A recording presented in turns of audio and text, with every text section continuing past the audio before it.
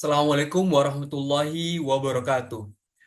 20 tahun yang lalu, kita mahasiswa, kita pelajar, membutuhkan waktu yang relatif lama dalam menerjemahkan suatu dokumen dalam bahasa asing.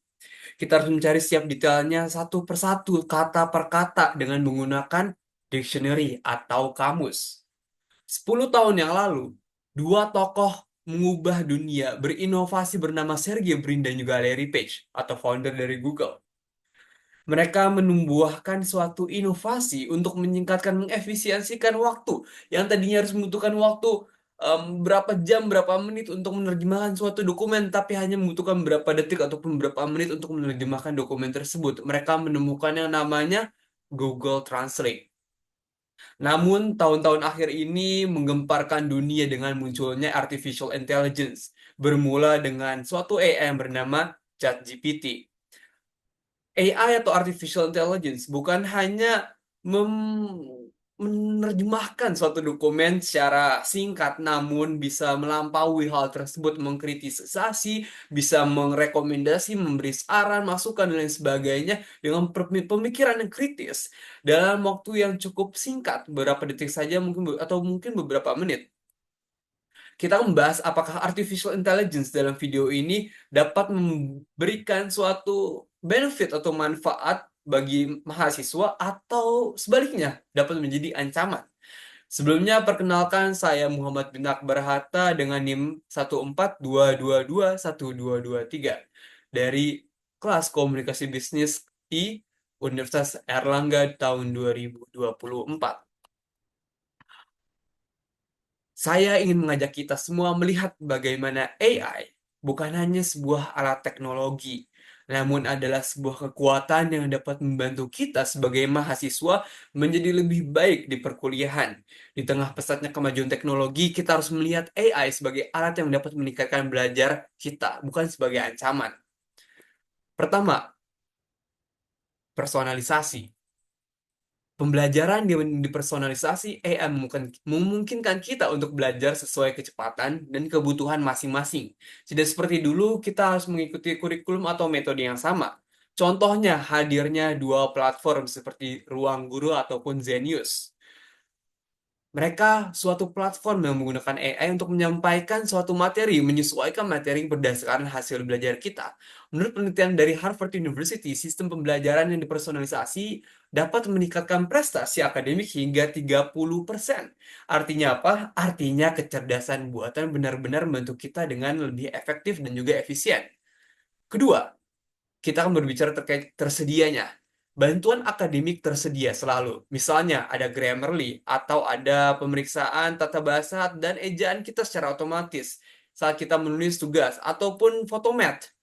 Kedua platform ini, Grammarly dan juga Photomath, memberikan jawaban dan penjelasan langkah demi langkah soal matematika dan juga tataan bahasa dan ejaan, yaitu Grammarly, menurut dengan waktu yang cukup singkat dan juga cukup akurat.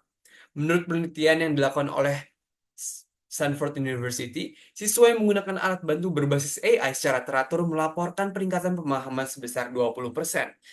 Alat bantu ini memungkinkan kita untuk menyelesaikan tugas yang rumit dengan lebih mudah dan lebih cepat. Ketiga, kita akan berbicara terkait efisiensi. Efisiensi dalam hal apa? Efisiensi dalam pembelajaran dan penelitian AI juga meningkatkan efisiensi dalam mencari jurnal ataupun referensi. Alat seperti Semantic Scholar memungkinkan kita mencari jurnal dan makalah akademik dalam hitungan detik saja tanpa harus membaca ratusan halaman yang mungkin tidak relevan. Studi dari MIT menemukan bahwa menggunakan AI dalam proses penelitian dapat menghemat waktu hingga 40%. Berarti kita memiliki lebih banyak waktu untuk memahami materi secara lebih mendalam dan kritis daripada hanya mencari data saja dan membuang-buang waktu berapa jam, berapa menit. Lebih dari itu, Dr. Rose Larkin AI professor at UCL mengatakan bahwa AI dapat berfungsi sebagai asisten kognitif, membantu kita berpikir lebih mendalam dan membuat keputusan yang lebih baik. Dengan AI yang mengurus tugas-tugas rutin, mahasiswa bisa fokus pada pemecahan masalah yang lebih kreatif dan strategis. Kemampuan ini adalah kunci kesuksesan di dunia modern. Jadi kesimpulannya apa? Dari em, Profesor Dr. Rose Lokin, kemampuan AI ini sangatlah penting untuk kesuksesan kita dari mahasiswa di saat ini. Jadi pertanyaannya bukan lagi apakah AI bisa membantu mahasiswa mencapai kemampuan akademik yang lebih tinggi, tetapi bagaimana sih kita memanfaatkannya? Apakah kita akan menggunakan AI sebagai alat pintas atau untuk memperbaiki cara kita belajar? AI tidak akan menjadi pengganti kita, tetapi akan membantu kita menjadi siswa atau mahasiswa yang lebih baik, lebih cerdas, lebih kritis, dan siap menghadapi tantangan di masa yang akan datang. Karena mahasiswa memiliki hati, mahasiswa memiliki kreativitas, dan mahasiswa memiliki empati yang menjadikannya seorang leadership, seorang leader di masa depan. Saya mengajak kalian semua untuk mulai mengeksplorasi bagaimana sih AI bisa memperkuat pembelajaran kita. Jangan hanya menjadi pengguna teknologi, jadilah pelopor dalam penggunaan AI dalam pendidikan yang lebih baik ke depannya. Mengapa harus puas dengan biasa-biasa saja jika kita bisa menjadi luar biasa?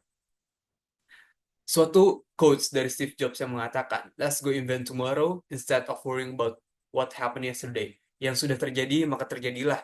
Suatu inovasi, ya terjadilah. Dan bagaimana kita menghadapi inovasi tersebut, disrupsi tersebut, untuk memanfaatkannya, suatu kemanfaatan dan kebermanfaatan, serta kebaikan bagi diri kita dan juga masyarakat di masa yang akan datang. Cukup sekian, terima kasih. Wassalamualaikum warahmatullahi wabarakatuh.